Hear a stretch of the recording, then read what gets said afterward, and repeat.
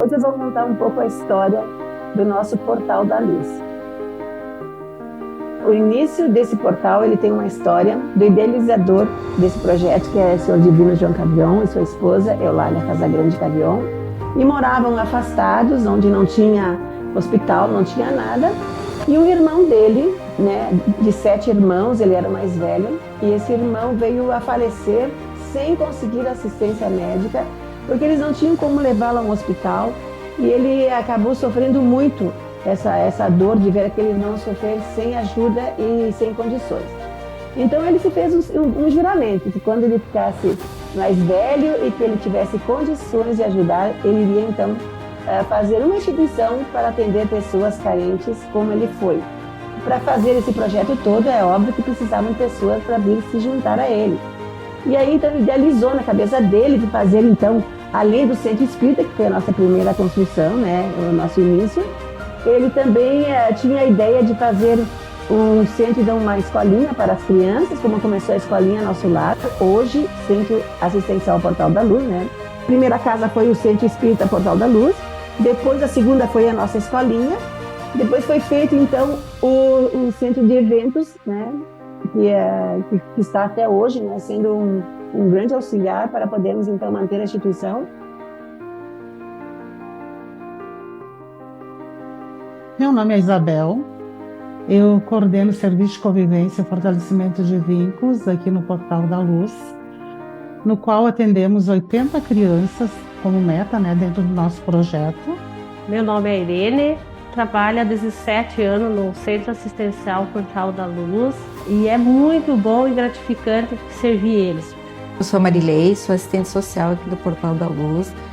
A relação que eu tenho com as crianças aqui é de muito amor. Então, para nós, isso é muito gratificante. Quando a gente sabe que a gente conseguiu mudar, transformar alguma coisa, esse é o nosso trabalho, é por isso que a gente está aqui, por eles.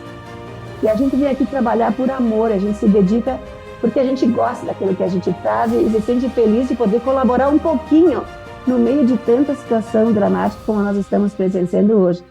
E que Deus abençoe toda essa família Portal da Luz, todas as pessoas que por aqui passaram, foram muitas que deixaram o seu legado. Um abraço a todos e continue prestigiando o Portal da Luz. Venham nos conhecer, venham conhecer o trabalho.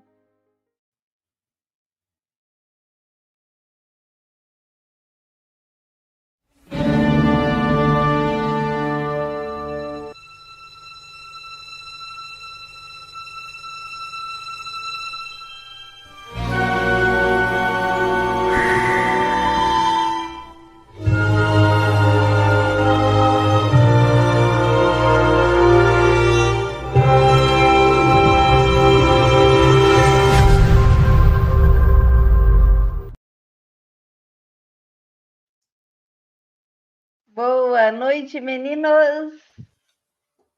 Olá, boa noite. Olá, Rafa, como é que está você?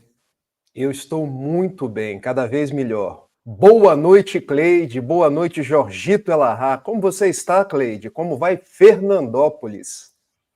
Eu estou bem. Aqui em Fernandópolis está um pouquinho mais fresco, né? Aqui geralmente é muito calor, então hoje está um pouquinho mais fresquinho. E aí, Elahá, como está aí em Curitiba? Aqui está 8 graus hoje. Está fresquinho. Deu uma esfriada. É outono, né? Então começa a cair a temperatura. E como é aí, que Rafael? está Niterói? Está tudo bem? Niterói está fresco. Para a gente aqui hoje está 22, 23 graus. A gente já coloca a japona, como a gente diz aqui, é uma blusa mais pesada de frio, porque para a gente já é frio, mas está o clima agradável. Chovendo de vez em quando, mas está tudo muito bom, graças a Deus. Olha, queria dizer para vocês, Olha, sabe, eu Cleide menti. Elahá?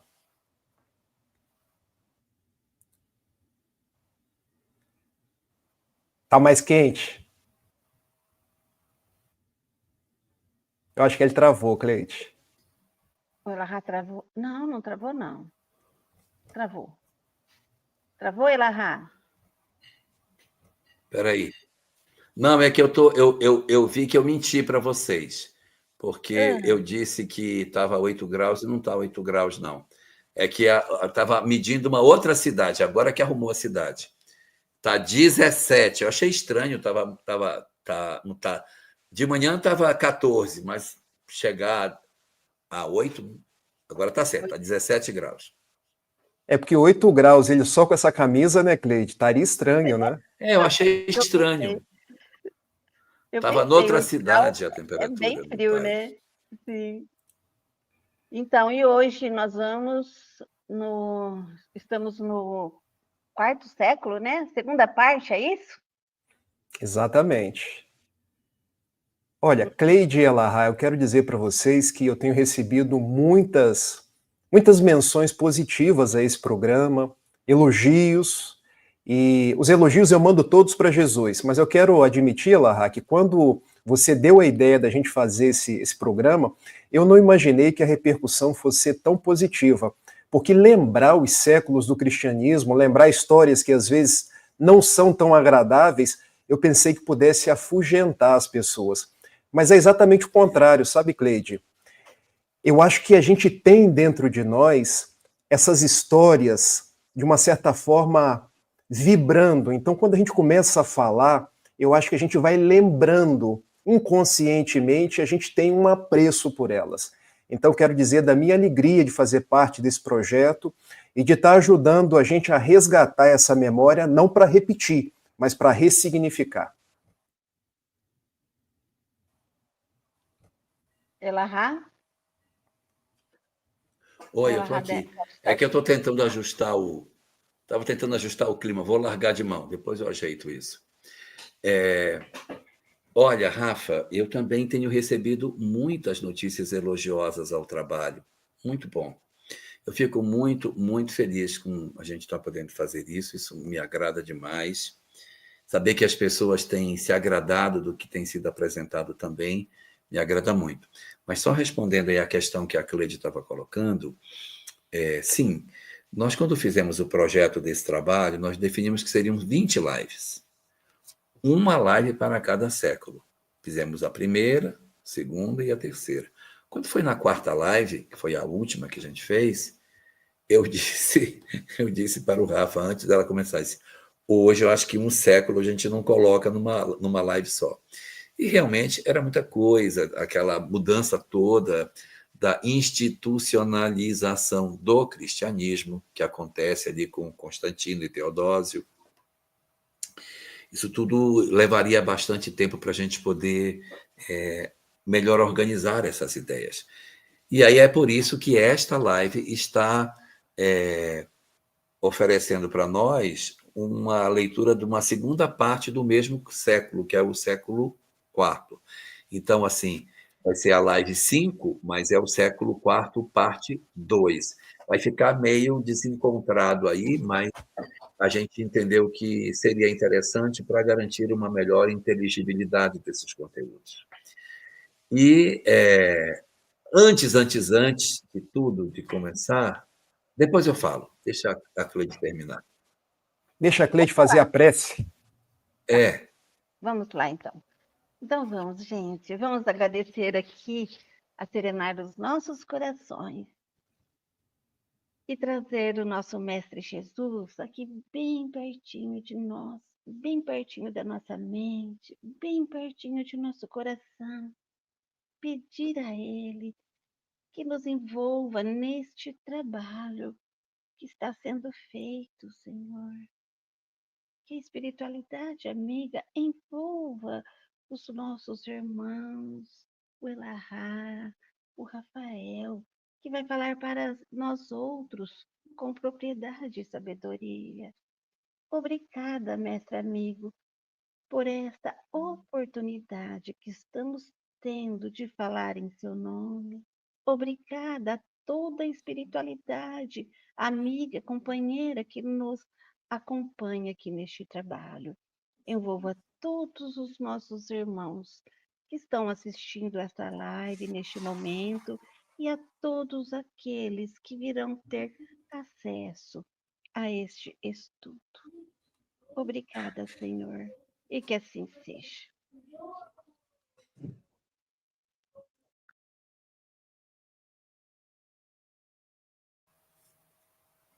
Agora é com vocês. Tá bom. Então vamos começar. Eu vou ficar aqui nos bastidores, qualquer coisa me chama. Tá bom. Estou atenta. Tá bom.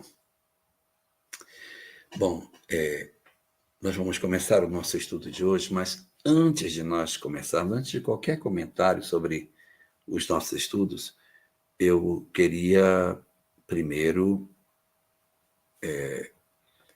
falar algumas palavras para os nossos irmãos católicos que podem estar, de alguma forma, assistindo a nossa live, e queremos nos solidarizar com o momento singular que a Igreja está passando, com a desencarnação do Papa Francisco, que deixou um contributo muito grande na Igreja, e nós, então, espíritas que somos, nos solidarizamos com a dor que muitos estão sentindo por esse momento e esperamos sinceramente que em breve tempo a Igreja consiga identificar uma nova liderança dentro do corpo da Igreja, que possa dar continuidade ao trabalho que ele vinha fazendo e que continue esse grande ofício que ele vinha atuando de procurar aproximar a Igreja cada vez mais dos princípios do Evangelho.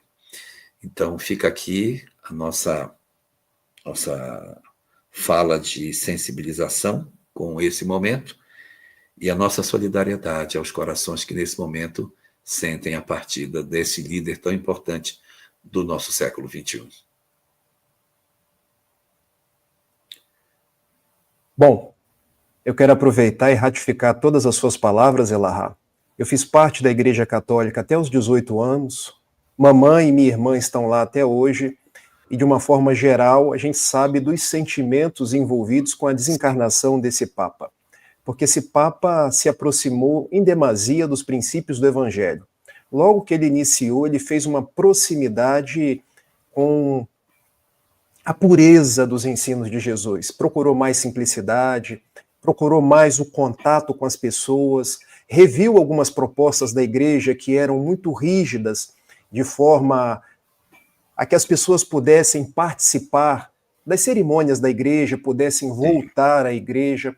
Então, assim, a cristandade como um todo está muito triste com a desencarnação do Papa Francisco e nós, espíritas, nos solidarizamos com esse processo. É verdade. Muito bem, mas, mesmo sabendo da desencarnação dele, com a compreensão da vida imortal e da continuidade da vida, nós nos apoiamos nessa crença, nessas verdades, para que a gente siga no nosso objetivo de estudar, compreender, para que a gente possa melhor entender a história do cristianismo. E na nossa última live, nós estávamos falando, no século IV, de uma série de episódios, falamos sobre o Edito de Milão, falamos sobre a batalha de Constantino com Maxêncio, aquele processo de mudança que acontece em 313, do entendimento do cristianismo, do Concílio de Nicéia em 325, das transformações que aconteceram e da romanização que o cristianismo experimentou a partir do momento em que as crenças do cristianismo tiveram que ser apresentadas pelos sacerdotes que já pregavam outras doutrinas de maneira bastante eficaz referentes ao paganismo. E hoje a gente vai tomar uma segunda parte deste século tão rico, tão importante para o cristianismo, pelos personagens singulares que nós teremos a chance de ver na nossa noite de hoje. Não é isso, Rafael? Exatamente. Elahá, eu quero só fazer uma pequena ressalva. Quando a gente está falando cada programa de um século do cristianismo, a gente está fazendo pequenas pinceladas. Se a gente estivesse estudando isso num meio acadêmico ou estudando isso de uma forma mais aprofundada, gente, seriam muitos os detalhes. Estou trazendo isso porque às vezes as pessoas me perguntam, vocês não falaram sobre aquele ponto. E nem dá tempo de falar, tá, meus amigos? Em verdade, a gente está trazendo alguns aspectos, os mais importantes deles, para que a gente tenha uma compreensão dentro de uma linha do tempo, desde a desencarnação de Jesus até hoje, o século XXI. Como nós saímos do judaísmo, cristianismo, até chegar no espiritismo dos dias atuais. Esse século IV, ele foi um século muito rico. A gente pode dizer que foi um século de virada, porque a gente vinha de um cristianismo muito simples, de pescadores, de operários, de pessoas que eram perseguidas. E de uma hora para outra a gente sofre um movimento chamado romanização. Por quê? Porque o Império Romano que perseguia, ele torna-se cristão. E quando torna-se cristão, a gente sofre uma verdadeira mescla no cristianismo. Porque agora, querendo ou não, o Elahá citou até no programa passado, imaginem se um budista, de uma hora para outra, ele se torna cristão. É bem verdade que na cabeça dele, na cabeça das pessoas que o seguem, as coisas vão ficar meio embaralhadas. Então a gente tem um cristianismo doravante que traz os atributos do cristianismo nascente, eu não gosto nem de falar primitivo, mas traz muito da cultura romana. Então esse século IV é marcado por essa virada de chave, dos oprimidos aos opressores, da simplicidade surpreendente isso. à opulência, de um culto muito simples. Agora a gente tem um culto mais sofisticado, um culto que traz muito...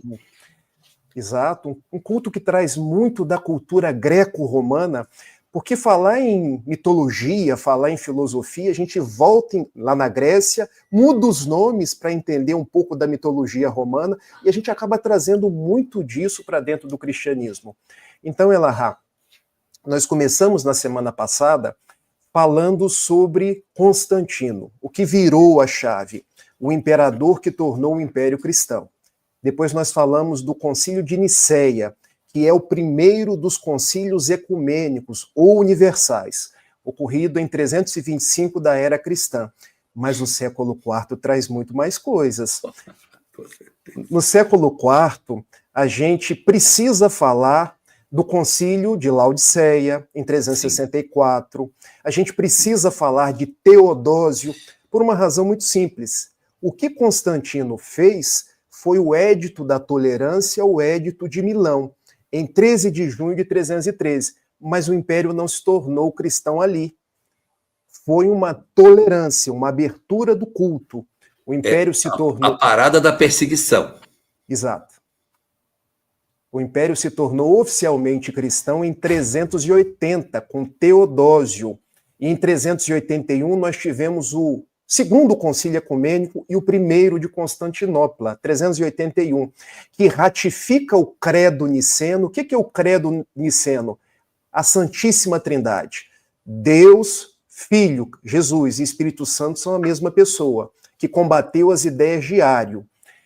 E também do século IV a gente precisa falar de Jerônimo, com a sua Vulgata, trazendo a Septuaginta do grego para o latim.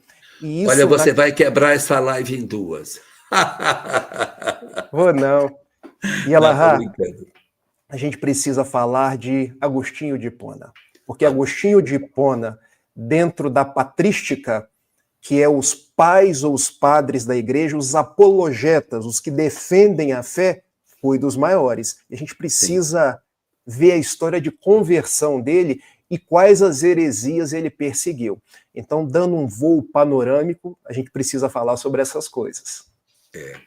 Vai ser uma noite bastante interessante, porque a gente vai trabalhar isso dentro da sequência até cronológica que isso vai acontecendo, para que a gente se posicione, porque ali no Concílio de Nicéia, 325, estabelece-se o cânone, uma série de verdades estão estabelecidas, e nós vamos ter muitas verdades que passam a se incorporar no pensamento cristão, e alguns personagens vão surgir nesse momento aí, não é?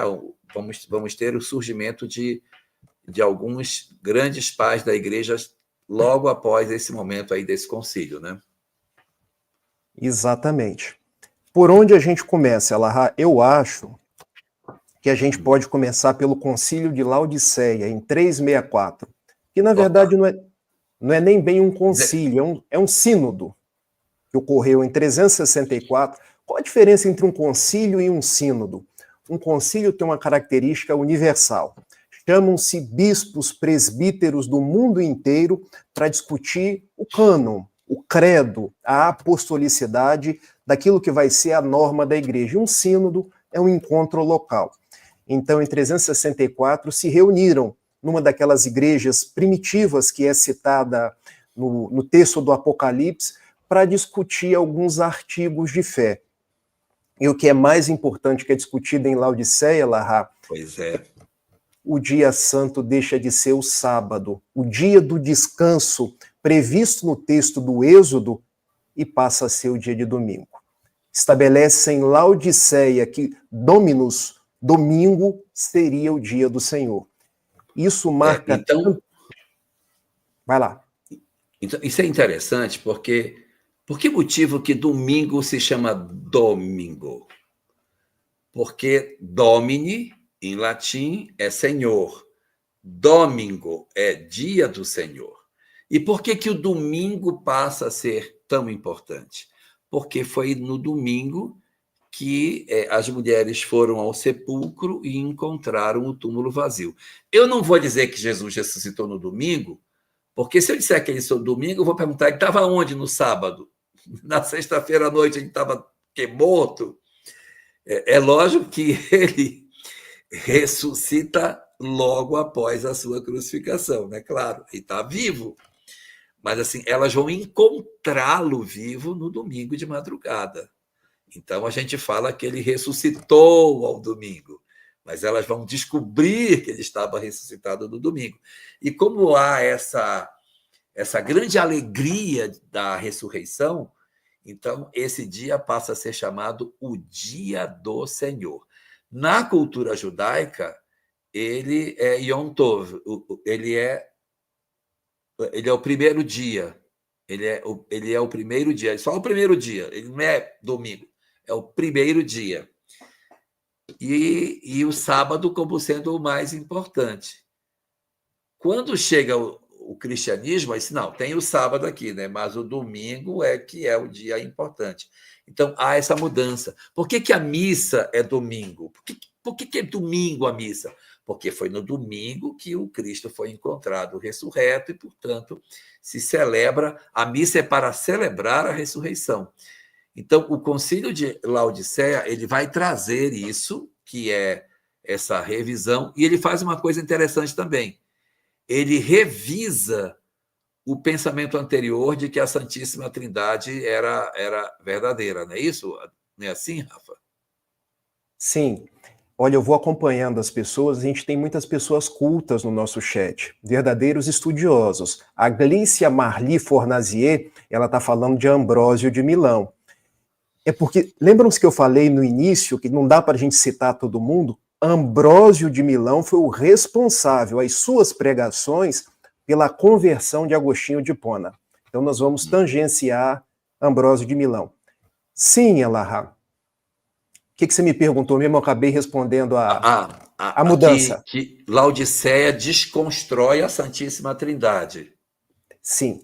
Veja, nós tínhamos uma religião que caminhava atrelada ao império. Depois de Constantino, nós tivemos um imperador chamado Juliano, que entrou para a história com a alcunha de o apóstata. E por que o apóstata? Apostasia quer dizer aquele que rompe com a fé, aquele que está em desacordo com o cânon. Então, o concílio de Laodiceia, ele rompeu com a Santíssima Trindade, meio que sofrendo a influência do imperador de então, que era Juliano o Apóstata. Então já não era mais a Santíssima Trindade, voltava a ser uma mistura de uma ideia ariana, outros diziam que um retorno às ideias pagãs, mas houve sim uma ruptura com a ideia da Santíssima Trindade, que foi resgatado em 381 no Concílio de Constantinopla, já com um imperador que é cristão. Teodósio. Então é como se fosse tipo uma onda, né? Constantino põe, Juliano tira e Teodósio põe de volta, aí não sai mais. Então, a gente diz assim, foi Constantino que tornou o Império Romano cristão. Foi, mas não ficou, porque Juliano retirou isso, desconstruiu todas essas questões. E depois, Teodósio, em 380, vem e bate o martelo e diz, cara, é isso aqui, e depois dele, ninguém mais retirou essa condição. Então, se a gente quiser dizer quem foi que verdadeiramente instituiu e ficou como cristão, não é Constantino, é Teodósio, porque no meio teve um que arrancou, mas volta, né? Exatamente. Só um detalhe aqui que é interessante. Quando a gente lê os 10 mandamentos no texto do Êxodo e no texto do Deuteronômio, é diferente daquele que a gente aprende na Igreja Católica. Inclusive, a ordem dos mandamentos é diferente. Sim. Porque na Igreja Católica, o primeiro mandamento, amarás o teu Deus de todo o teu coração. O segundo mandamento, não tomarás o nome do teu Deus em vão. O terceiro mandamento guardará domingos e festas. O quarto mandamento honrará pai e mãe. O quinto mandamento, não matarás, não pecarás contra a castidade, não furtarás, não levantará falso testemunho, não cobiçarás a mulher do próximo e não desejarás coisas alheias. Como é que é no hebreu? É diferente. São 2 tábuas. Uma tábua é só do próximo e a outra tábua é só de Deus. Então, o primeiro mandamento, eu sou o Senhor teu Deus que vos tirei do Egito, a terra da servidão. Não terás outros deuses diante de mim. Então, esse é o primeiro mandamento. O segundo, não farás escultura de nada do que há em cima no céu, nem embaixo da terra, nem debaixo das águas, não as adorarás, não te prestarás culto e não te curvarás diante delas, porque eu sou o Senhor teu Deus. Esse não podia ter, porque tinha imagem, então era preciso tirar esse aqui. Só que se for tirar, vai dar problema. Mas tudo bem, vamos lá. Terceiro, não tomarás o santo nome do teu Deus em vão, que virou segundo. Quarto, lembra-te de santificar o dia de sábado, nele não trabalhará nem tu, nem tua mulher, nem teu servo, nem teus servos, nem teu jumento, nem ninguém trabalhará, descansarás que louvarás ao Senhor. Esse é o quarto. Esses 4 mandamentos são em relação a Deus. E o quinto mandamento, está na primeira tábua, é para os pais. Como os pais são também criadores, eles não podiam estar na tábua do próximo. Eles tinham que estar na tábua de Deus. Honrarás teu pai e tua mãe, para que se prolonguem os dias na terra que o Senhor, o vosso Deus, vos dará. O único mandamento que tem promessa. E aqui, os 5 mandamentos que têm relação com o próximo, na ordem de gravidade. Primeiro é não matar, depois é não adulterar e depois é não roubar. 3 que são atos. Agora, por palavras, não prestarás falso testemunho. E por pensamento, não desejarás as coisas do próximo, nem a mulher do próximo, nem nada do próximo. Mulher, jumento, é tudo a mesma coisa. Então, não desejarás nada do próximo, nem seu jumento, nem suas coisas, nem sua mulher. O que a igreja fez com os 10 mandamentos? Ela tirou o segundo, que era da imagem, que não podia ter, aí ficou 9. Ela pegou o último e quebrou em 2. Um ficou não desejarás a mulher do próximo e o outro ficou as coisas do próximo. E mudou o sábado para domingo, né? E se você pega versões diferentes da Bíblia, por exemplo, se você pega a Torá e lê o livro do Êxodo, o livro do Deuteronômio, está exatamente igual Elahá colocou. Se você pega uma Bíblia de Jerusalém ou uma Bíblia do Peregrino, que é uma versão eminentemente católica, está diferente.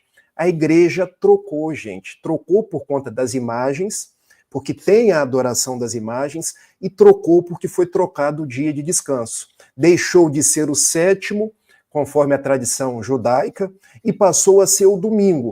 E a justificativa, conforme esse concílio de Laodiceia, a ressurreição do Senhor. Então, o domingo do Senhor passou a ser o dia de descanso.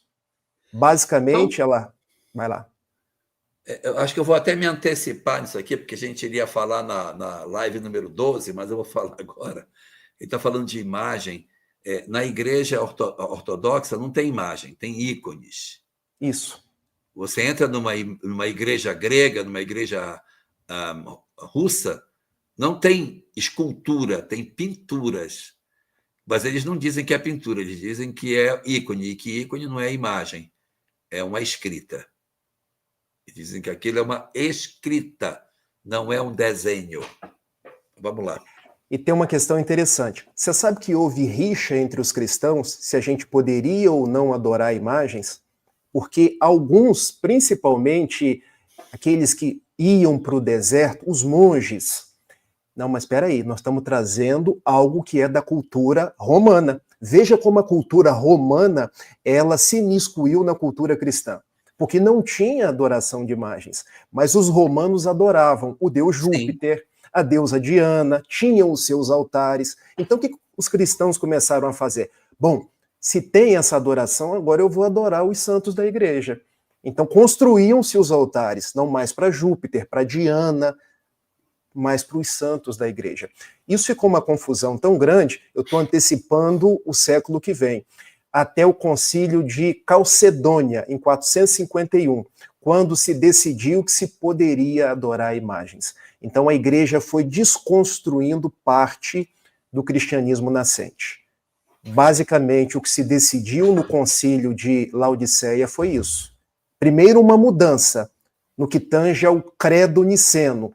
Voltou-se às ideias de Ário, ou seja, Deus e Jesus não são a mesma pessoa, e alguns voltaram até às ideias pagãs de vários deuses, várias divindades, até que em 380, imperador Teodósio, cristão, vamos acabar com essa confusão?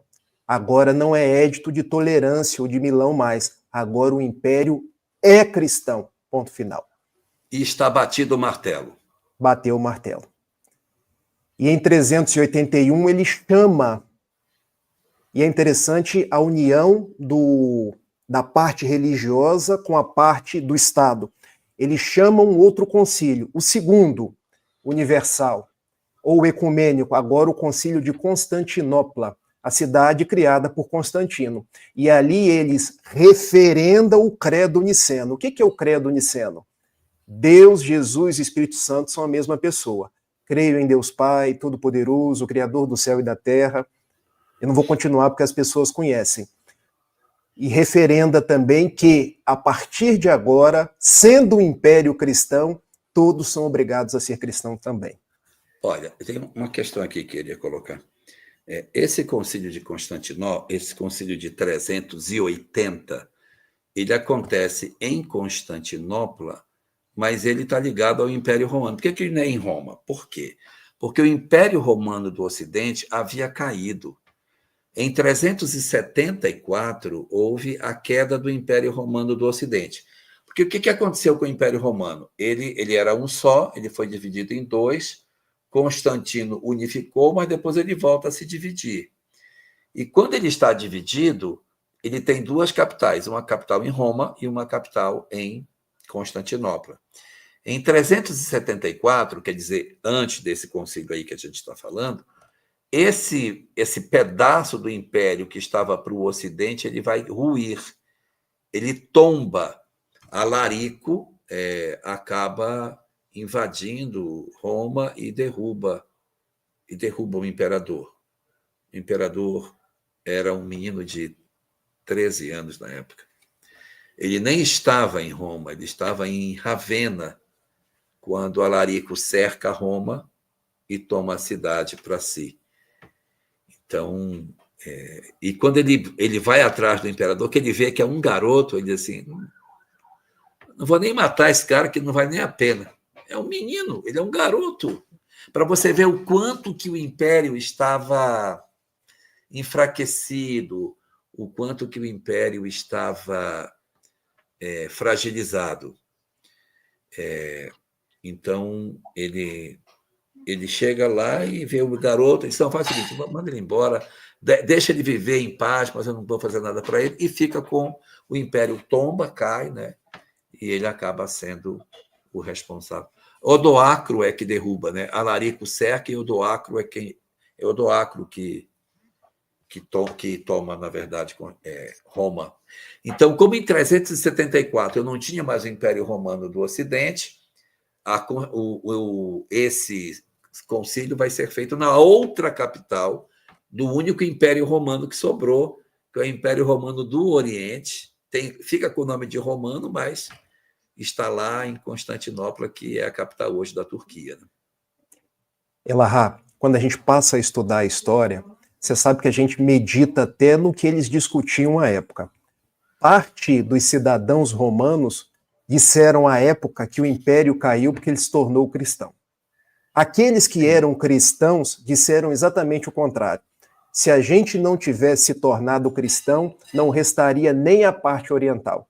Veja como eram as disputas. Porque para as pessoas terem uma ideia, como era conhecido o Império Romano, o Mare Nostrum. Tudo ao redor do mar Mediterrâneo era Império Romano. Norte da África, toda a Europa, aquilo que a gente conhece ali como Oriente Médio e Oriente Próximo, e pegava até os países nórdicos lá em cima. Isso tudo era Império Romano. Quando então, cai o... Vai lá. Como o mar Mediterrâneo estava todo dentro do Império, por que o nome dele era Mar Mediterrâneo? Porque media as terras, ele medeia as terras. Ele não medeia, as terras são todas minhas, então eu vou mudar o nome do mar. O mar é meu, então é Mare Nostrum, mar nosso, porque ele estava integralmente dentro do Império. É muita audácia, né? Mas eles mudaram o nome do mar Mediterrâneo. Exatamente.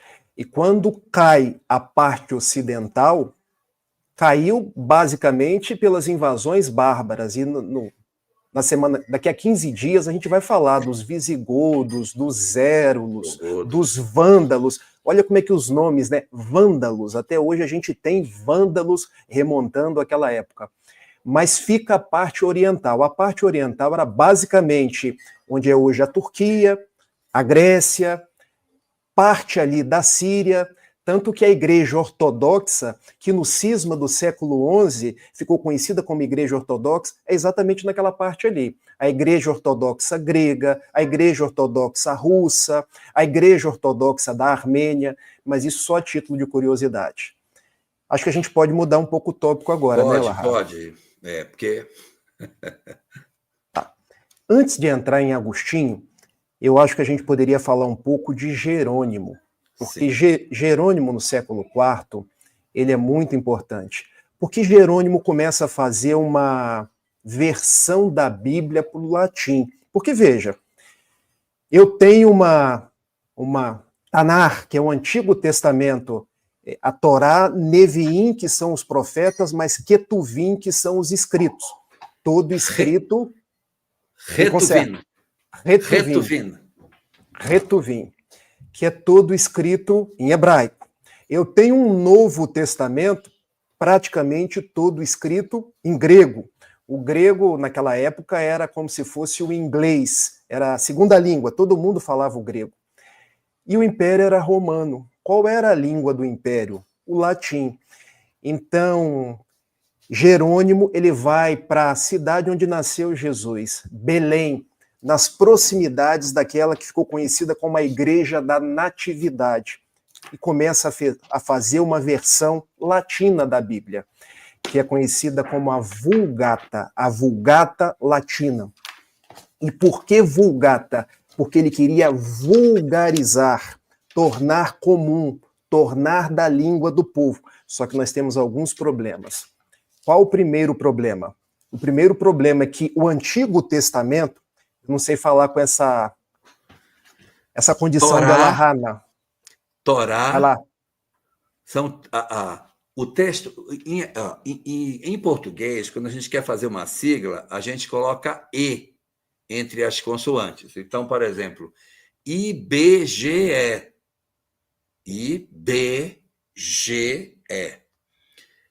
No hebraico, coloca a letra A entre as consoantes. Então, se eu fosse fazer a sigla do IBGE, seria Ibagaê. Ibagaê. Eles colocam a consoante, a vogal A entre as consoantes. Então, o texto da chamada Bíblia hebraica, que é o Antigo Testamento, ele é composto de 3 grandes blocos. A lei, chama Torá, os profetas, que são Neveim, Neveim é plural de profeta, então, profetas.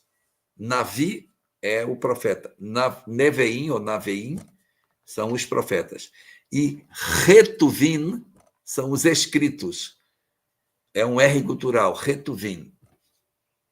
Então, é Torá, Neveim, Retuvim. Então, é T, N e a letra R. Como é que ficaria a sigla? Tanar. Então, Tanar é a sigla, o acróstico, sei lá como a gente poderia chamar, não sei como é que chama isso, para simbolizar essas 3 partes. Então, para não dizer Torá, Neveim, Retuvim, o pessoal fala Tanar. Então, o Tanar, ele estava escrito em hebraico. Eu estou procurando o meu Tanar aqui, não estou achando. Mas eu tenho. Deve ter em algum lugar aqui em casa. Então, o Tanar, ele está escrito em hebraico. O Tanar está escrito em hebraico. E o Novo Testamento está escrito em que língua, Rafael? O Novo Testamento em grego. Então, Em grego. começam os problemas, Elahá. Qual é o primeiro problema? E todo homem judeu, estou diante de um, gente, que para mim é um pai e um professor. A primeira tradução que fizeram do Tanar, estou tentando falar direitinho, Elahá, do Antigo Testamento, foi para o grego, numa versão conhecida como Septuaginta, quando 70 sábios se reuniram em Alexandria, no Egito, para traduzir. Contam as tradições que os 70 chegaram na mesma tradução, mas nós temos um problema. Qual é o problema? O Tanar tem sonoridade. Ele tem uma forma de entendimento que você não consegue traduzir. Já viram o professor Severino Celestino falando sobre isso? Então, como é que você vai traduzir aquilo que é intraduzível? Porque tem todo o jeito da cultura hebraica. Traduziram. E o que Jerônimo fez depois? Ele pegou a versão traduzida para o grego e traduziu para o latim. Então, uma coisa que já era mais ou menos, talvez tenha ficado mais ou menos ainda. Diga, Elahá. Ficou mais menos do que mais, né? Porque, assim, no hebraico existe uma coisa que os ocidentais não consideram, mas que para o judaísmo é muito importante, que é o seguinte, é uma coisa chamada gematria. O que é gematria? É que no hebraico não existe numerais. Não existe numerais. Como a gente tem número 1, o numeral 1, numeral 7, numeral 9, para fazer os números. No hebraico não tem numerais. É igual no latim. No latim também não tem numeral. Como é que é feito o número romano? X, I, V, I, M, C, D. Não tem numeral. É letras que fazem números. A mesma coisa no hebraico. Letras fazem números. E aí, quando você lê uma palavra, você tanto pode ler isso como uma palavra, como pode ler isso como um número. E se uma palavra nos números tem a mesma numeração de outra, o hebraico entende que elas são sinônimos, entendeu? É uma coisa louca. Então, quando você traduz, você perde isso. Eu vou dar só um exemplo para você compreender. A palavra verdade no hebraico, verdade, chama-se emet, que é feito com 3 letras. Aleph, Men e Tav. Aleph é a primeira letra. Men é a letra bem do meio. E Tav é a última letra. Então, eu peguei uma no começo, uma no fim e uma no meio. Porque a verdade, ela está distribuída em tudo, do início ao fim, e você tem que ter habilidade para achar a verdade. A palavra mentira no hebraico também tem 3 letras. Essas 3 letras, elas estão juntas no alfabeto, bem pertinho uma da outra, porque a mentira é fácil de achar, mas a verdade você tem que procurar. Todas as 3 letras que escrevem a palavra verdade, elas têm 2 pernas que apoiam no chão. Se eu esculpisse essas letras e eu fizesse uma escultura delas e eu colocasse, elas ficariam em pé, porque a verdade se sustenta. A letra Aleph tem 2 perninhas, Men tem 2 e Tav também tem. Dá para se apoiar. As 3 letras que compõem a palavra mentira, que é do mesmo tamanho da verdade, nenhuma delas fica em pé. Se você botar elas em pé, elas tombam. Agora traduz isso. Perdeu. E além disso, Elahá, nós temos um outro problema. Quando foi feita a Septuaginta, os 70 sábios de Alexandria incluíram alguns livros que são conhecidos como os livros deuterocanônicos, que não estavam na Tanar. Vamos lá, vamos ver se eu me lembro deles. Baruque, Tobias, Judite, Sabedoria, Macabeus 1 e 2, está faltando um, Eclesiástico. Eclesiástico. Nós temos Eclesiastes e nós temos Eclesiástico. Além desses 7 livros, eles fizeram inserções nos livros de Esther e de Daniel. Então vejam, uma tradução do latim que pega uma tradução meia-boca do grego com livros inseridos. E se você pega do Novo Testamento, o Novo Testamento está em grego. O grego tem algumas diferenças da língua latina, e Jerônimo fez uma tradução. E ele foi muito questionado à época. O próprio Agostinho de Hipona, vem cá, não traduz, não faça isso. Mas ele quis estar de bem com o costume da época. Se o império é romano, se a língua é o latim, eu vou traduzir para o latim, Vulgata Latina. E é uma coisa importante aí. Por que o grego era tão poderoso? Porque o grego era a língua de Alexandre o Grande. Quando o Império Macedônio se espalhou sobre o mundo, Alexandre o Grande levou o latim para o planeta e tornou o latim a língua oficial do mundo. Então, a segunda língua do mundo era o latim. Quando o Império Romano se estabelece, ele diz, não posso ficar com uma língua latina, pelo amor de Deus. Não posso admitir isso. Eu sou o império e eu vou impor a minha língua como a língua universal. Então, é necessário quebrar a hegemonia do grego, entregando um novo texto com uma nova língua para que o latim se impusesse como uma língua mais importante do que o grego. Então, esses fatores históricos são importantes para a gente entender por que essas mudanças todas teriam acontecido, né? Aí, Elahá, a gente chega num detalhe importante. Quando o padre João Ferreira de Almeida, que é uma das versões mais conhecidas do Ocidente hoje, no século XVII, João Ferreira de Almeida, um padre português. De onde que ele traduz? Da Vulgata. A Vulgata que tinha pegado da Septuaginta, que pegou do Tanar. Então, a Bíblia que a gente tem hoje é uma Bíblia traduzida com algumas inserções. Então, toda leitura que a gente faz da Bíblia tem que ser uma leitura cuidadosa, uma leitura sabendo que podem existir interpolações, podem existir palavras cujo melhor significado não é exatamente aquele. Daí a sugestão de Paulo, na segunda epístola aos Coríntios, no capítulo 3, no verso 6, a letra mata, o Espírito justifica. É para a gente ter esse cuidado na hora de fazer as leituras. Mais alguma coisa, Elahá?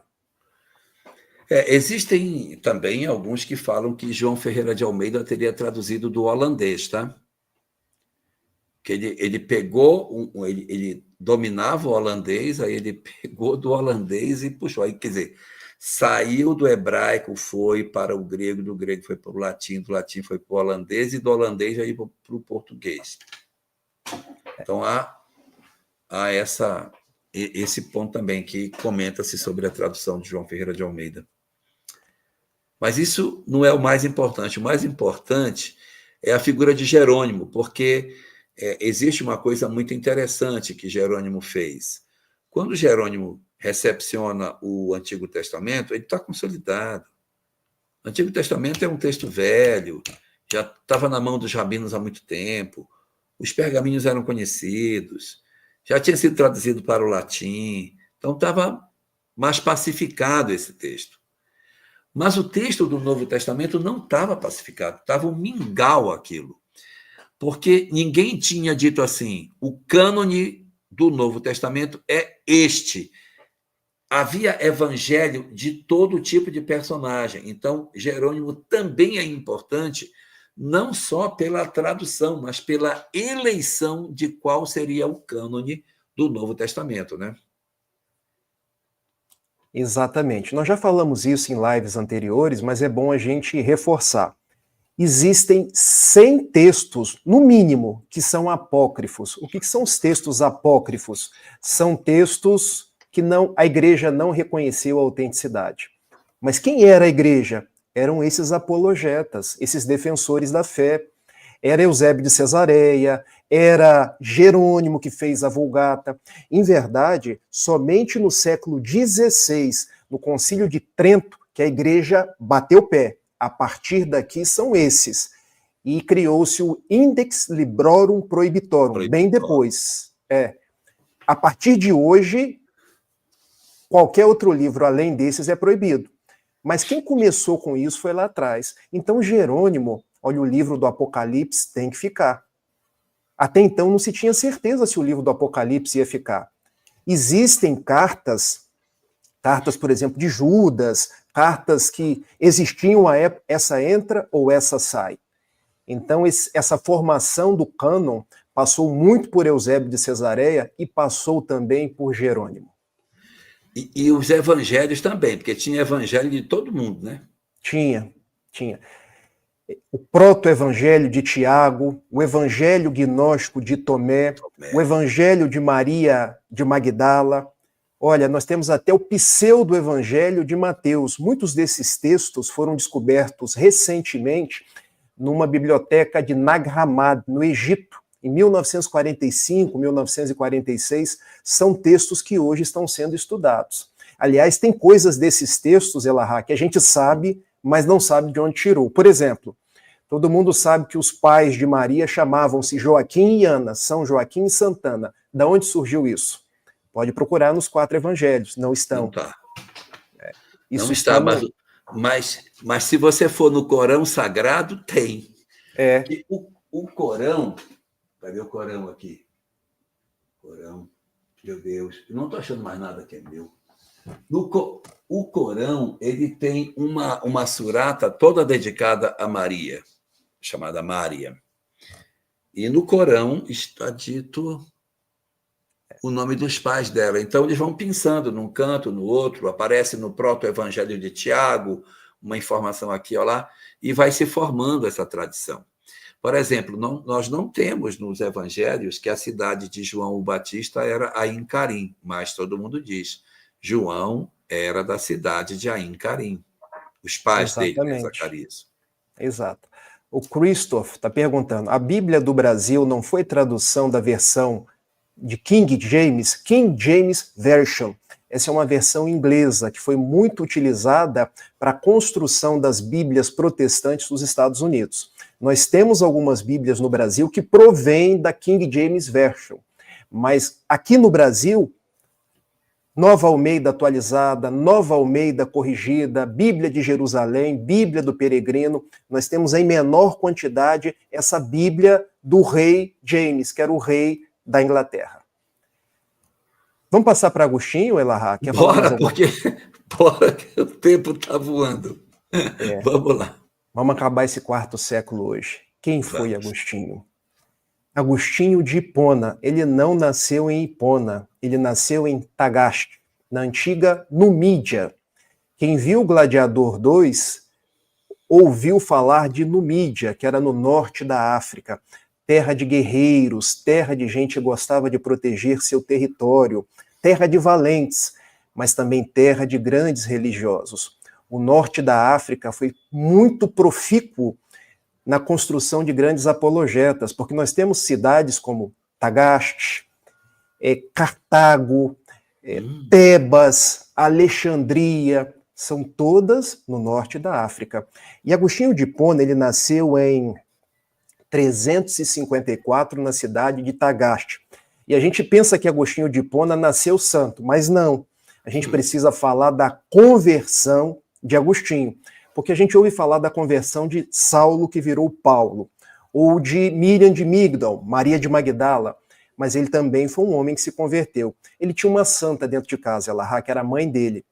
Aliás, como é bom falar das mães, porque Constantino tinha uma mãe cristã, Santa Helena, e Agostinho tinha uma mãe que orou por ele a vida inteira, Santa Mônica, ou simplesmente Mônica, porque a igreja depois a canonizou. Quem era Agostinho de Hipona? Era alguém que viveu os valores e os costumes da sua época. Era muito estudioso, mas igualmente era... Estou procurando uma palavra para não ficar aqui pejorativo. Era alguém que curtia os prazeres do mundo. Literalmente, meus amigos. Ele envolvia-se com prostitutas, com bebedeiras, com as curtições da época. E a mãe sempre no pé dele: meu filho, repense, meu filho. Meu filho, cuida da sua vida. Ele faz uma mudança. Ele sai de Tagaste e vai morar na Tunísia. Hoje Tunísia, porque antigamente era Cartago. E em Cartago... Tem uma paixão muito particular por Cartago.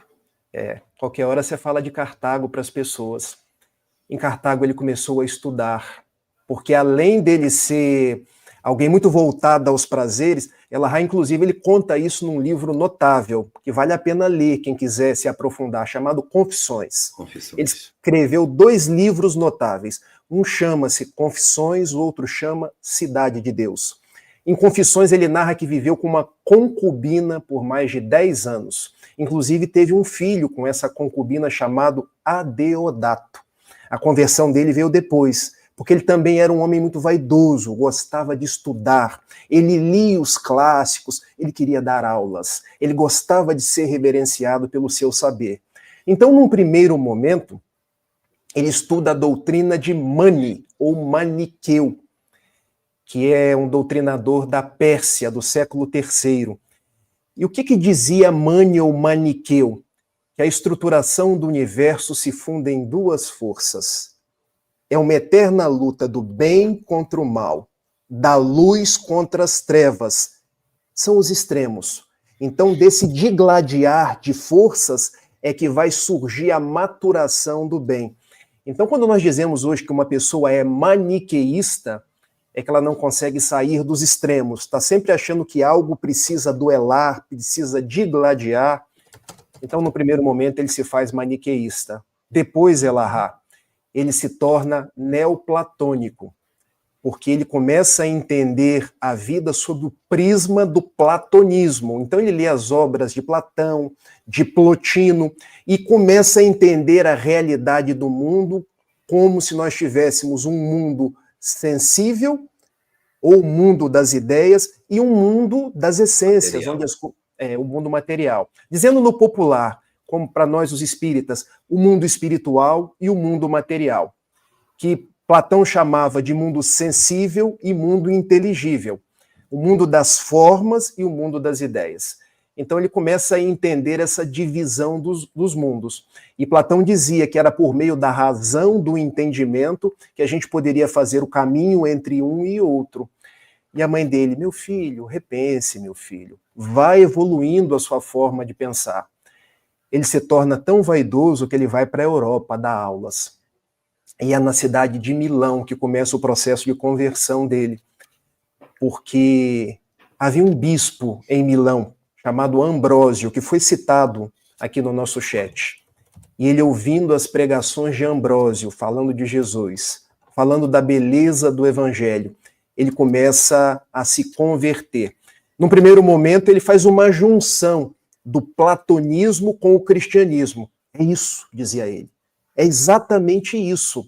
O cristianismo é uma perfectibilização das ideias de Platão. Só que ao invés da razão, o que me faz chegar no mundo das ideias ou o mundo inteligível é a graça de Deus.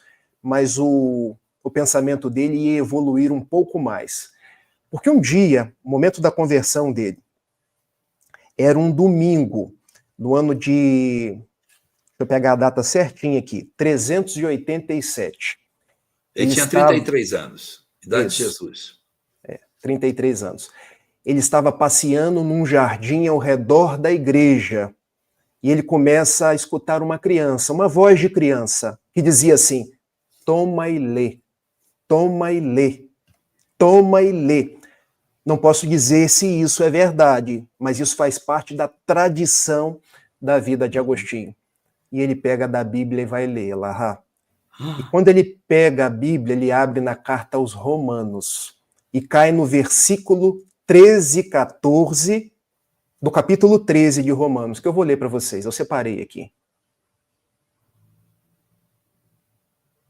Como de dia andemos decentemente, não em orgias e bebedeiras, nem em devassidão e libertinagem, nem em rixas e ciúmes, mas vestivos do Senhor Jesus Cristo e não procureis satisfazer os desejos da carne. Bingo, tornou-se cristão. Parêntese. Nós lemos centenas de livros, participamos de reunião mediúnica sem conta, assistimos testemunhos e palestras e estudos diversos e não nos convertemos. Madre Teresa de Calcutá, segundo dizem, teve uma visão e Maria lhe disse: Teresa, cuida dos meus pobres. Acabou. Você pega Santo Agostinho, que lê uma frase e tem uma iluminação. Você tem Paulo de Tarso. Então você vê como as criaturas, elas são umas mais, outros menos sensíveis ao processo de mudança. Né? Que interessante isso. Elahá, a leitura de alguns versos da Bíblia converteram muitas pessoas, porque no século XVI, nós vamos falar nele, um monge agostiniano chamado Martin Luther, que a gente no português chama de Martinho Lutero. Ele andava triste com a igreja que ele amava. Martinho Lutero queria tornar a igreja mais aberta, que os textos não fossem em latim. Ele também abre a carta aos Romanos. Só que o versículo que ele lê é diferente. É o capítulo 1, verso 17. O justo viverá pela fé. Daí ele cria uma igreja protestante vinculada na fé. E Kardec, depois, no século XIX, mas fé não é só acreditar. Fé precisa de obras, porque senão ela se torna inócua. Mas o clique de Martinho Lutero foi ele ler a carta aos Romanos. O clique de Agostinho de Hipona foi ler a carta aos Romanos. E depois a gente vai entender que Agostinho de Hipona foi o responsável pela conversão de Alarico, o visigodo. Isso está escrito... porque em verdade, quando Alarico invadiu Roma... Ele saqueou Roma. Saqueou Roma. Agostinho foi ter com ele e disse assim: olha, o império já está caindo. Por que você vai matar as pessoas? Poupe pelo menos as mulheres e as crianças. Eu permitirei que elas fiquem dentro do templo e você não mexa com os templos. E ele não mexeu. Roma foi autoridade moral, né? A autoridade moral de Agostinho de Hipona. Existe um historiador brasileiro, espírita, chamado Eduardo Carvalho Monteiro, que ele narra das suas experiências com Chico Xavier, e eu aqui estou trazendo a título de debate, que esse Alarico depois renasce no século XVII como cardeal Richelieu, e depois renasce no século XX, no Brasil, como Jesus Gonçalves. Ou seja, Alarico precisou desse tempo todo para poder se refazer. E no sanatório de Pirapitingui, no interior de São Paulo, depois da hanseníase quase acabar com o seu corpo, ele resolve abrir uma casa espírita. Qual o nome da casa espírita, Elahá? Caminho da Redenção, né? Em homenagem a Agostinho de Hipona. Por causa daquele encontro que ele teve com Agostinho de Hipona, na época que Agostinho de Hipona, na destruição de Roma, foi falar com ele: olha, Roma já caiu. Para que matar as pessoas? Poupe as mulheres e as crianças. Em 391, Agostinho torna-se sacerdote. Só que ele torna-se sacerdote já não em Tagaste. em Hipona. Daí, Agostinho de Por isso, Hipona. Em 395, ele se torna o bispo de Hipona. Então, agora ele é uma pessoa reverenciada, uma autoridade da igreja. E ele começa a combater duas heresias muito comuns da época. Se der tempo, a gente fala. Dá tempo, vamos falar. Fale logo. Vamos falar sobre elas, então. Primeira heresia. Vocês lembram, né, meus amigos, que heresia vem do grego aireses. Aireses quer dizer a minha opinião. Eu tenho o direito de decidir pensar diferente. Mas para a proposta da igreja, se você pensa diferente da maioria, você é considerado um herético. Você precisa ser combatido. Então, a primeira heresia... Rafael, vai lá. Como o Agostinho vai desencarnar no século V, vamos deixar a desencarnação dele para a próxima. Perfeito. A gente trabalha as heresias e fecha em cima do pensamento dele. Tá. A primeira heresia que combateu Agostinho de Hipona chamava-se donatismo, de um bispo anterior a ele, de Cartago, Donato, bispo de Cartago. Qual era a ideia de Donato? Você que se tornou sacerdote e bispo depois que o império se tornou romano, você não tem autoridade moral. Você matava... Vamos lá. Se eu me tornei bispo depois que a religião foi oficializada, então eu não tenho autoridade. Eu só teria autoridade se eu fosse um bispo do período de perseguição, do período anterior. Deixa eu me tornar mais explícito. Se você compactuou com os desmandos do Império Romano, por exemplo, na época que a gente estava sendo perseguido, você fez vista grossa, você compactuou, você, por exemplo, deu os trechos do Evangelho para ser queimado. Mas peraí, agora você está virando a casaca de uma forma assim, estou me aproveitando. Você não tem autoridade moral. Você precisa ter autoridade para ser cristão se você foi perseguido com a gente. Então, o que entendia Donato? Para você aplicar um sacramento, e depois a gente vai dizer quais são os sacramentos que também foram oficializados aí no século XVI, no Concílio de Trento. É basicamente batismo, eucaristia, ordenação para virar padre, casamento, a unção dos enfermos, a extrema unção e a crisma, 7. Você só pode ministrar os sacramentos se você é um cristão na pureza dos seus propósitos. Se na época que Diocleciano estava mandando a gente se alistar no exército e você não resistiu, se alistou. Se Diocleciano mandou você prestar culto ao Deus Sol, você prestou, como é que hoje você vai se dizer cristão? Não pode. Era conhecido como donatismo. Eles queriam a pureza do cristianismo. Eles resistiam à dominação de Roma. Só que Agostinho falou, não. A partir do momento que nós somos cristãos, somos todos cristãos. Porque a graça de Deus nos torna criaturas novas. O passado ficou para trás. Doravante, nós permaneceremos unidos pela fé em Jesus Cristo. Agostinho foi um daqueles que pugnou pela unidade da igreja. E a segunda heresia que ele combateu, Elahá, é de um monge britânico inglês chamado Pelágio, ou pelagianismo, porque esse dizia o seguinte, olha, o homem tem livre-arbítrio, ele pode inclusive escolher não ser religioso. E isso não quer dizer que ele não vai ser salvo. Mas aí Agostinho de Hipona, não senhor, para ser salvo precisa da graça de Deus. Você precisa estar no caminho da religião. Não estou dizendo se eu concordo ou não concordo, estou dizendo o que ele combateu em Pelágio. Porque Pelágio falava, o que importa no homem são as obras, não é o artigo de fé. Se o homem, por exemplo, escolhe ser bom sem ser cristão, está dentro. Mas Agostinho não. Para ser salvo, o homem precisa da graça irresistível de Deus. Então, qual era o fundamento do pensamento de Agostinho?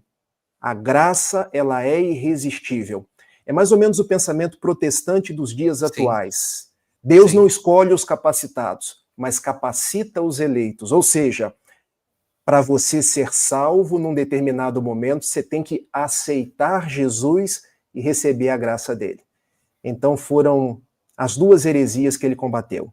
E as ideias dele são aceitas pelos católicos da atualidade e pelos protestantes. Os protestantes adoram Agostinho de Hipona.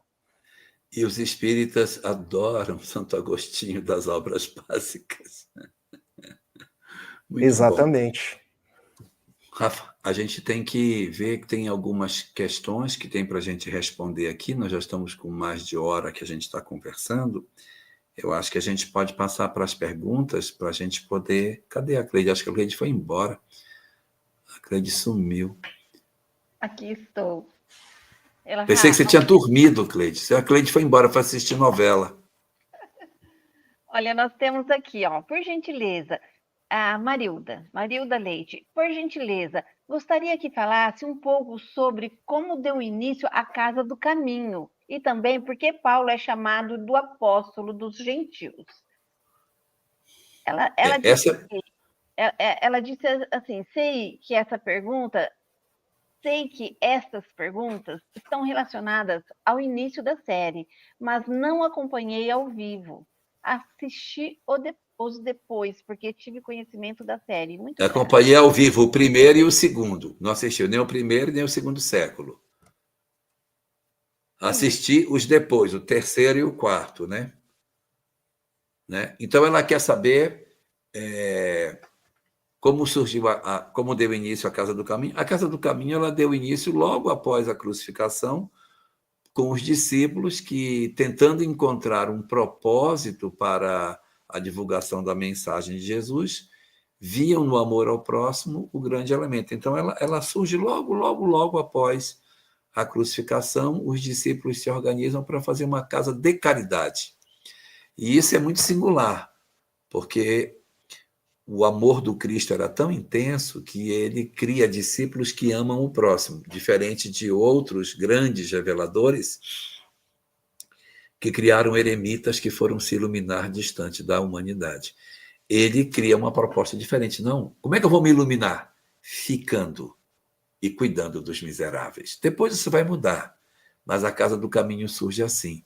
E Paulo é chamado de apóstolo dos gentios porque ele foi o grande divulgador da mensagem cristã entre os chamados não cristãos, que eram chamados de gentios com O. Gentil com L é uma pessoa gentil, uma pessoa educada, gentil.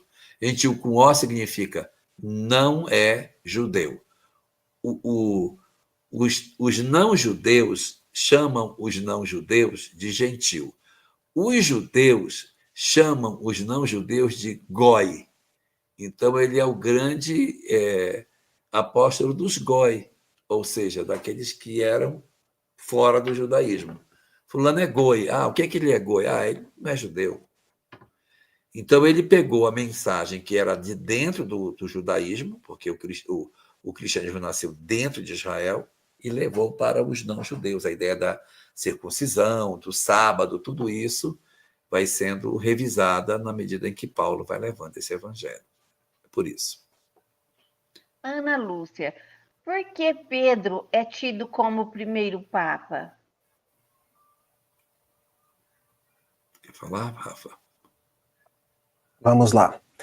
Existe uma passagem nos evangelhos quando Jesus está reunido em Cesareia e ele pergunta: que dizem os homens que eu sou? Uns dizem que é Elias, outros dizem que é Jeremias. Mas Pedro diz: mas eu digo que tu és o Filho de Deus vivo que veio para ter conosco. Não vou me alongar na passagem. Ao final, Jesus diz para ele: não foi a carne que te revelou isso, nem o Espírito. Em verdade, eu te digo que tu és Pedro, e sobre essa pedra edificarei a minha igreja. Então, tomando dessa passagem, os católicos, se ele é o Pedro, e sobre essa pedra edificarei a minha igreja, Jesus estava ali nomeando o primeiro Papa. Então, dentro das tradições da Igreja Romana, Pedro seria o primeiro Papa. Tanto que quando a gente visita Roma hoje, A igreja, a catedral que tem lá é a Catedral de São Pedro. Mas essa passagem admite algumas outras interpretações. Tu és Pedro, e sobre essa pedra edificarei a minha igreja. A pedra é Pedro, ou a pedra é o que Pedro havia dito? Que Jesus era o Filho de Deus. E Jesus diria para ele, não foi a carne nem o Espírito que te revelou isso. Então os evangélicos dizem que a pedra não era Pedro, a pedra era o próprio Jesus. Mas existe um outro ramo de estudiosos que dizem que quando falava de pedra, era a proposta de Jesus. Era a proposta do amor, a proposta da fraternidade, tudo aquilo que ele vinha trazer para nós no mundo. Então admite 3 interpretações. Só que os católicos, naquilo que é mais favorável para eles, têm Pedro como o primeiro papa. Só mais uma coisa, Lahá. A instituição do papado, ela surgiu em 607 ou em 610. O imperador era Focas, e o papa era Bonifácio. Mas pelas tradições, desde o século V, nós vamos falar isso semana que vem, já se tinham... Semana que vem, não. Daqui a 15 dias. Na próxima live. Daqui a 15 dias. Desde o século V, já existiam alguns bispos locais que eram chamados de papa. Por que papa? Papa quer dizer papai. Ou seja, você é o meu papai, você é a minha referência. Então nós temos ali em 401, 402, Leão I. Foi considerado um papa, mas o papado ainda não era instituição oficial. Nós temos ali em 591, um papa que trouxe muita influência para a igreja, Gregório I. Ainda não era Bonifácio, mas já era um papai local. Oficialmente em 606, 607, outros dizem 610, pelo imperador Focas Bonifácio. Eu queria fazer só uma observação com relação a essa questão aí de pedra, Pedro e tal. O que faz com que se ache que Pedro é o primeiro papa, embora o papado não existisse e realmente ele não tem essa figura de papa, é porque ele foi o primeiro líder, ele foi o líder dos discípulos quando Jesus foi crucificado. Então, assim, você tem um colégio de discípulos.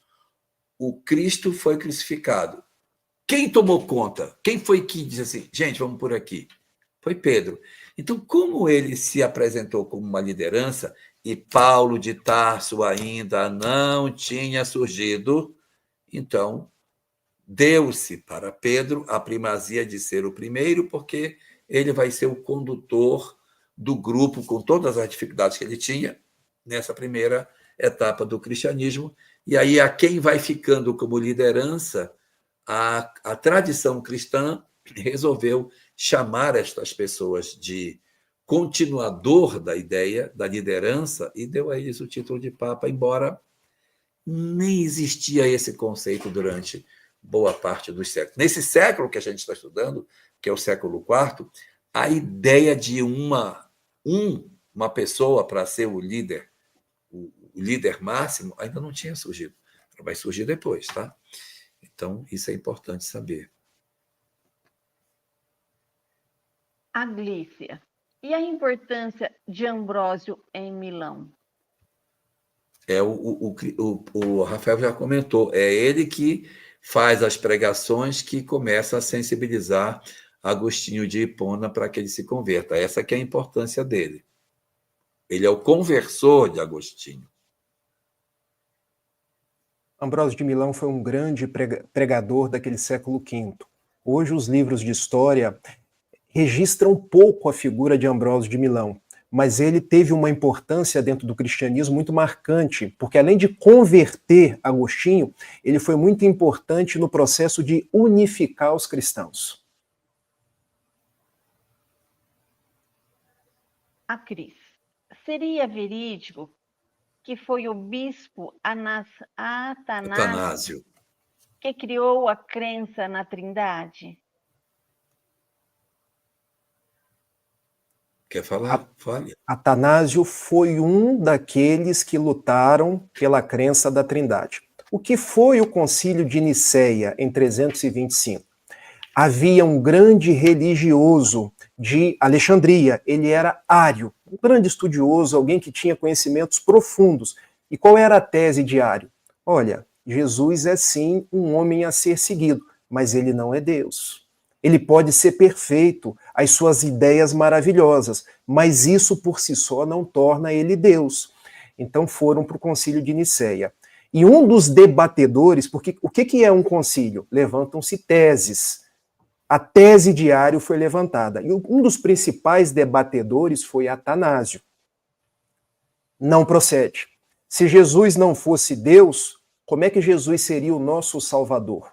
Não procede. Se Jesus não fosse Deus, como que no Evangelho de João estaria dito? No princípio era o Verbo estava com Deus, o Verbo se fez carne. Então ele fez da tese de Ario uma antítese. E depois a síntese foi construída por um colégio ali de cerca de 600 bispos.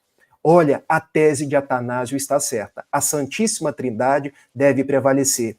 Então, o credo niceno não é de Atanásio, ele foi um dos debatedores, mas foi o credo que permaneceu, caiu na época de Juliano e depois foi restaurado por Teodósio no Concílio de Constantinopla.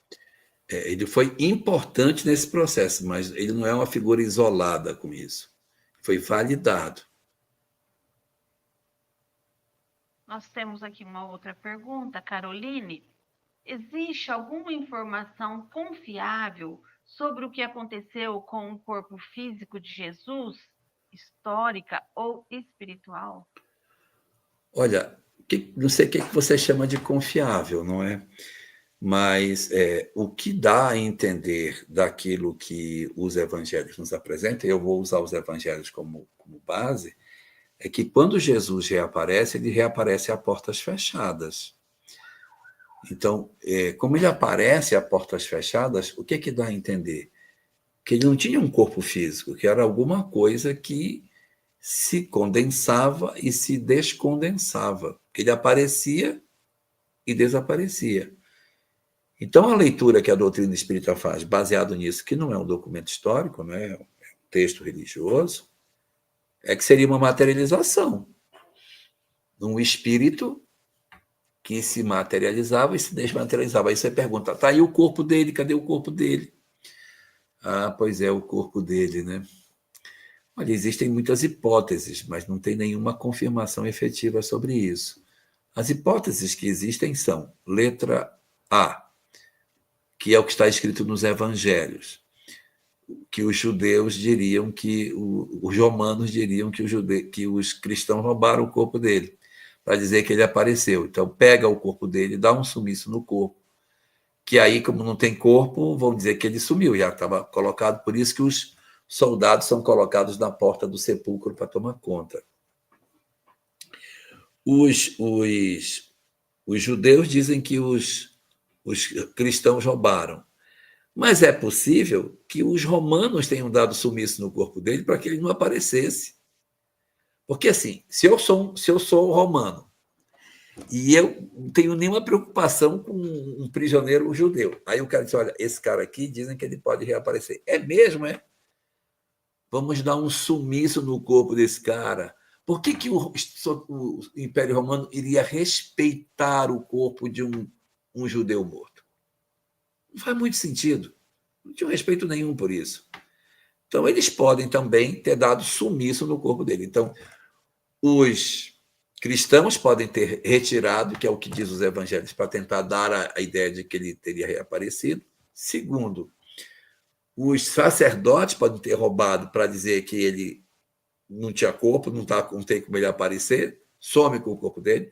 Os romanos podem ter sumido com o corpo dele, ou ele pode ter desintegrado esse corpo. Não temos nenhuma evidência do que aconteceu com o corpo dele. Kardec levanta no livro A Gênese a hipótese de que ele tenha feito a desintegração do seu próprio corpo. Isso também é possível. Também é possível. Agora, para o Espiritismo, a coisa que menos importa é cadê o corpo dele. Se um dia aparecer alguém que disser, achamos o corpo de Jesus, isso pode ser um problema gravíssimo para as doutrinas cristãs tradicionais, porque elas precisam que o corpo dele apareça vivo e Jesus tenha aparecido em corpo para poder mostrar que ele sobreviveu. Então, aparecer o corpo de Jesus morto é um golpe mortal para o cristianismo clássico. Para a doutrina espírita, não muda nada. Se tiver corpo, não tiver corpo, porque no fundo quem apareceu não foi o corpo, foi ele se materializando. Então, pouco me importa se foram os judeus, se foram os cristãos, se foram os romanos, ou se Jesus desintegrou esse corpo. O corpo não é importante. E é tão controverso isso tudo, Elahá, que no século II, nós já falamos sobre isso, uma das heresias que foi combatida foi o docetismo. O que era o docetismo? Havia um grupo de cristãos que acreditava que Jesus não encarnou. Ele era uma figura espiritual. Na época se chamava de fantasma. O que justificaria... um agênere. O que justificaria, por exemplo, a gravidez de Maria sem ter tido um marido, o que justificaria o corpo não aparecer. Então, hipóteses, nós temos as mais variadas. Eu acho que o mais importante é exatamente o que você falou. A mensagem dele está conosco. A Rosângela, boa noite. Agostinho era negro? Ele era africano, de Tagaste, na Argélia. O fato dele ser africano pode nos induzir que ele fosse negro, mas nós não temos certeza. Assim, o negro não é o preto, né? Ele pode ser pardo. Por quê? Porque o norte da África todo é trigueiro. Se você pegar ali o pessoal da Argélia, o que é um mouro? Por que eles eram mouro? Eles eram mourenos. Por que o cara é moureno? É porque ele é mouro. Os mouros têm pele trigueira, aquela pele de deserto, a pele, ela não é negra, mas ela também não é branca. Ela é uma pele parda, literalmente parda, diferente da mistura do negro com do preto com o branco, que dá o pardo, mas é um pardo diferente. Esse é pardo mesmo.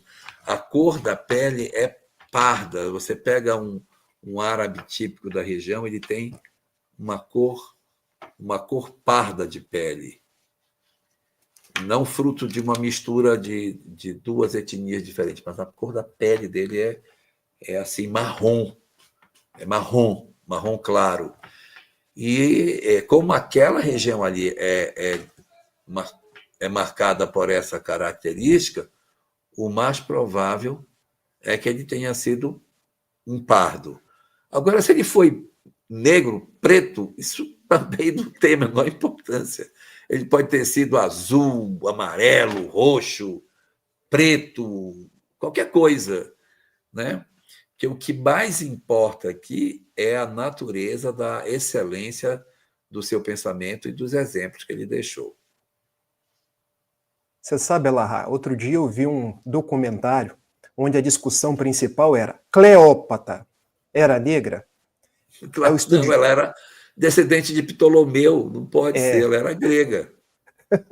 Exatamente. Mas historiador fala de um jeito, historiador fala de outro jeito, para ao final chegar nessa conclusão que você colocou. Mas um dos debatedores colocou assim: gente, qual a importância disso? Então, às vezes, a gente fica nesse tipo de detalhe e esquece ali o principal. Se eu for pegar os faraós do Egito antigo, Menófis IV, Tutancâmon, é possível que eles tivessem mais uma pele trigueira mais voltada para o negro, mas ela não, ela vem da Macedônia, ela é descendente de macedônios. Como o Egito faz fronteira com o Sudão, e o Sudão é subsaariano, e do Sudão eles são negros com a pele, poderia chamar de pretos, né, que tem aquela pele verdadeiramente escura, é possível que os egípcios tivessem uma presença mais efetiva dessa coloração de pele. Mas Cleópatra nem era egípcia. Adalberto, o que dizer antes da Igreja Católica Apostólica Romana, 368 anos antes de Cristo, sobre a salvação? AC não. AC? Não é AC. Pode estar em inglês, né? After Christ. Mas seria depois de Cristo, sim. Depois. Depois. 368 aí é o período do Concílio de Laodiceia, né? Isso, exatamente. Olha, essa ideia de salvação já mudou inúmeras vezes. Para os cristãos primitivos, ou cristãos no seu nascimento, porque de primitivo não tinha nada, a salvação era um processo de trabalho, um processo de amor, de fervor. Essa questão da graça, ela veio a posteriori. Veio com as ideias de Agostinho, veio pós-século IV. Mas havia muita discussão sobre o que efetivamente nos salvava. Tanto que Allan Kardec, quando trouxe a doutrina espírita, ele levanta algumas hipóteses. É fora da igreja? É fora da fé? É fora da graça? Por que ele está levantando todas essas hipóteses? Porque, em verdade, foram hipóteses que os nossos antepassados trabalharam com elas. Aí ele ruma na caridade. Por que a caridade? Porque era o amor do cristianismo nascente. As pessoas queriam amar como Jesus amou. As dogmáticas, os ritos de fé vieram depois. Então, nessa época aí, estava se construindo um cristianismo que precisava ser agraciado por Deus. E, para tanto, era necessário a fé, já sob o guante de Agostinho, já sob o guante de Jerônimo, que estava fazendo a Vulgata, já sob o guante do próprio Ambrósio, que converteu Agostinho.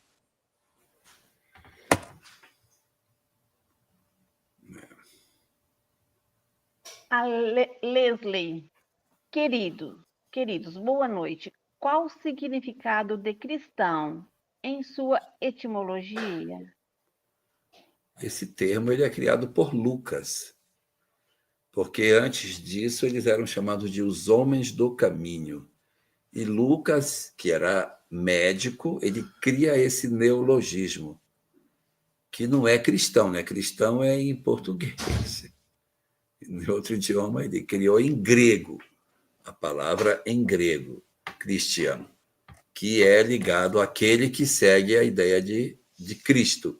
Ele poderia ter chamado a gente de Jesus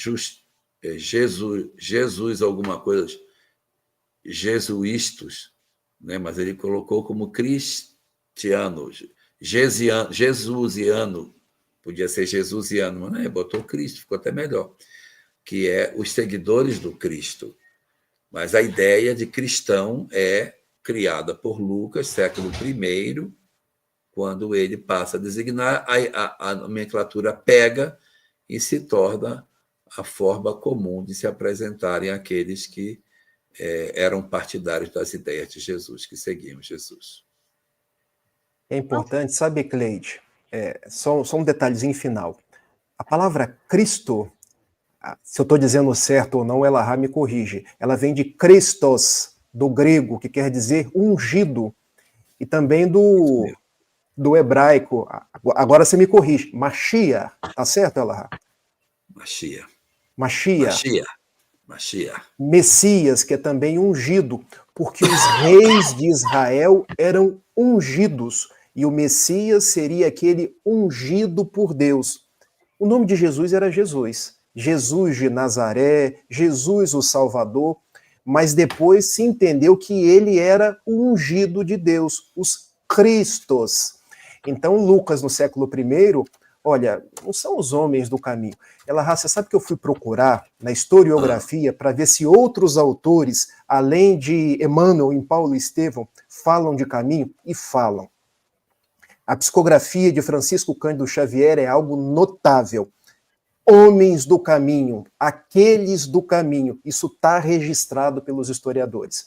Então, Lucas, se seguem o Christos, são os cristianos, aqueles que amam Jesus, aqueles que seguem Jesus, os cristãos no português. Muito interessante isso. Nós temos mais 2 perguntas. Vocês acham que dá para responder? Dá sim. Vamos a elas. Então vamos lá. A Selma.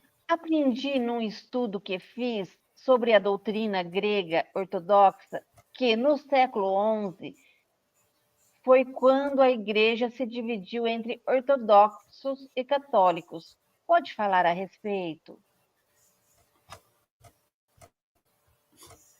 A gente vai tratar disso melhor na live número 12, que a gente vai falar sobre a cisma, mas é isso mesmo. No século XI foi quando a Igreja Católica ela faz uma separação, de uma cisma. Ano 1054, ocorre um cisma, e aí eles se dividem em 2 grupos, mostrando que mesmo depois de 1000 anos, as coisas podem se dividir. O Espiritismo só tem 168 anos. Mas é isso mesmo, ela vai ter uma divisão no século XI, quando há uma divisão de ideia entre 2 grupos de cristãos. E nunca mais eles se juntaram. E é interessante que um cardeal de Roma, a mando de um papa que já tinha morrido, ele chamava-se Humberto, ele vai lá em Constantinopla para dizer para Miguel de Cerulário, olha, vocês a partir de hoje estão excomungados. Mas como assim? Qual o nosso crime? E ele desfilou ali uma série de crimes, entre eles a simonia, que nós vamos falar sobre isso posteriormente. Cindiu a igreja. Por um lado, os ortodoxos, inclusive a Bíblia tem mais livros, que passaram a seguir o patriarca.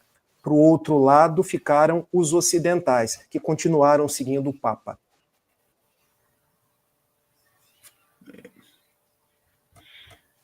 A Cris. Fora a Igreja Oficial Cristã Romana, não havia outras ramificações do cristianismo. Que queria seguir o cristianismo mais do primeiro século? Na verdade, havia uma hegemonia muito grande do ponto de vista do controle da fé.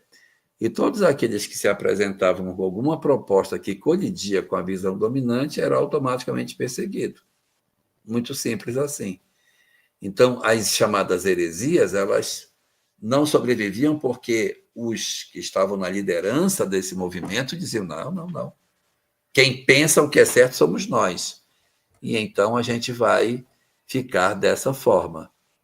Então aí a gente acabava tendo essa característica dentro do movimento, né? Acabou as perguntas. Eu acho que nós podemos finalizar. O que vocês acham? Pode ser. De minha parte está ótimo. Eu acho que a gente cumpriu com o objetivo de hoje, que era fechar aqui o nosso século, né? Século IV, e a gente volta para uma nova live. Só que não é daqui a 15 dias, não, tá? Porque as nossas lives, elas acontecem no primeiro, e no segundo, na segunda e na quarta-feira do mês. Então, se nós estamos na quarta-feira e teremos ainda uma quinta quarta-feira, evidentemente é daqui a 21 dias. A gente vai voltar dia 14 de maio. De maio. É isso 14 de maio. Vou sentir saudade de você, Lahá. Sentir saudade da Cleide, vou sentir saudade de todos vocês aí trazendo as suas mensagens. Meus amigos, é uma alegria poder fazer parte, estar aqui com vocês até essa hora. Posso ler a poesia? Ah, pode, claro. Nossa. Então vamos lá. A poesia será a nossa prece. Pois é. A felicidade. O maior anelo do homem, a felicidade. Tão buscada, tão sonhada, uma razão de viver, que instiga a alma a jamais esmorecer, à espera de encontrar a paz e a tranquilidade. Há quem busque no mundo sua alegria, aspirando ao poder, ao dinheiro, à luxúria. Mas sem Jesus vive o espírito na penúria, em busca do real significado dos seus dias. Ó Deus, foi preciso muito tempo para descobrir que não se pode ser feliz sem aprender a servir, vendo na alegria do outro a real felicidade do coração. Ensina-me, pois, a ser feliz a cada instante, na charrua do trabalho, nobre e perseverante, que preencherá nossos dias de enlevo e motivação. Beijo grande, gente. Beijo. Cleide, Agradecemos. Oi. eu tive um insight outro dia e eu queria mostrar um insight que eu tive. Eu vou tentar compartilhar aqui. É só uma imagem só, que eu queria mostrar para vocês, que foi um insight que eu tive, para a gente poder também aproveitar para ver isso. Deixa eu só ver se eu consigo compartilhar aqui a tela com vocês. Cadê, meu Deus? É aqui. Tá ótimo. Deixa eu melhorar aqui esse negócio. Pronto. Agora vai.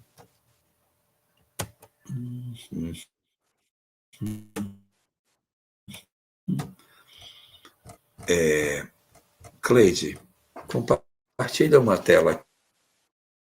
Estão vendo? Sim, chegou. Deixa eu compartilhar. Não, não chegou não, ela... Aparece para vocês a tela? Ainda não. Não. Chegou? Ó. Então, peraí. Deixa eu voltar lá. Esse é o símbolo do cristianismo, não é isso, Rafael? Não chegou ainda. Não é isso? Ó, deixa eu colocar aqui. Chegou para... Não aparece aí para vocês? O peixe? Deixa eu tentar colocar aqui, peraí.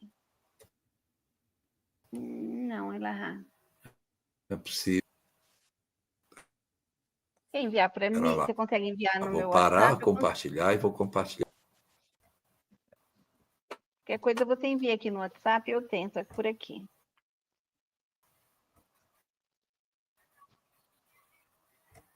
Mas eu acho que o sinal dele deve estar ruim. Parei a apresentação. Mas eu posso tentar pegar aqui também.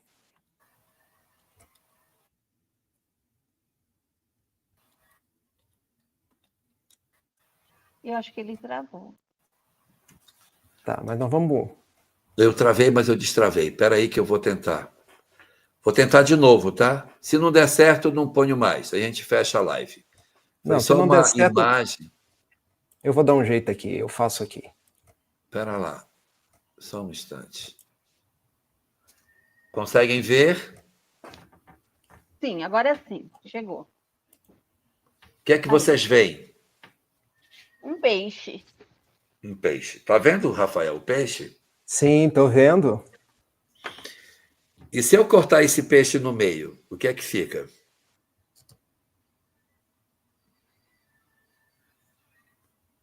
Cortou? Fica um C e um X. Chico Xavier. Exatamente. Deus. Meu Deus. Era isso.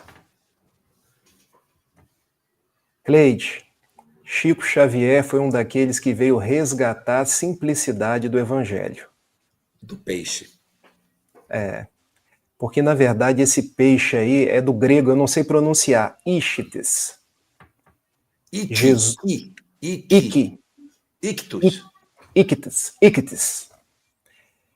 Isso. Jesus Cristo, Filho de Deus, Salvador.